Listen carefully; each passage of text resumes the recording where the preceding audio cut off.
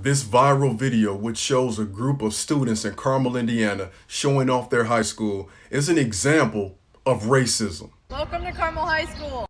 Join us on a tour. This is the auditorium. This is the Commons. This is the catwalk. This is the planetarium. I know you're wondering like, yo, how is this an example of racism? All right, let's talk about it. If you're black or non-white in general, give me a 1 in the comments if your high school looked like this and let me know if it was majority white or not. Give me a 2 in the comments if your high school did not look like this at all. Now, why is it that most black folks and other non-white folks are adding 2 in the comments and not 1? And even if they're adding 1, it's because the school was likely predominantly white.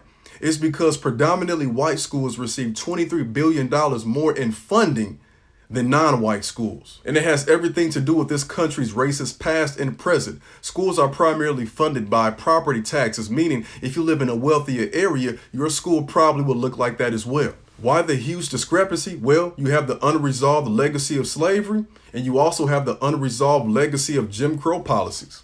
When white folks started buying homes after the Great Depression in the 30s and 40s, the government was throwing money at them and giving them loans, whereas black families were denied and placed in red lines on real estate maps, which led to the creation of ghettos. So during that time, white families are able to build even more wealth with having that foundation of buying a home with a loan, having greater access to economic resources anyway and employment, which means they're paying a higher property tax rate, which means their schools will also then have more funds. So it should be no surprise then that as of 2010, Carmel, Indiana was regarded as the wealthiest city in Indiana. That's where this high school is located, and they're also known for disproportionately pulling over black folks. Where there's massive wealth in this country, there's also massive exploitation and racism. For example, in 2022, a school board candidate in Carmel, Indiana had to drop out of the race because it was discovered he posted some stuff like this on social media. Yeah, this is from someone in Carmel, Indiana who wanted to be on the school board.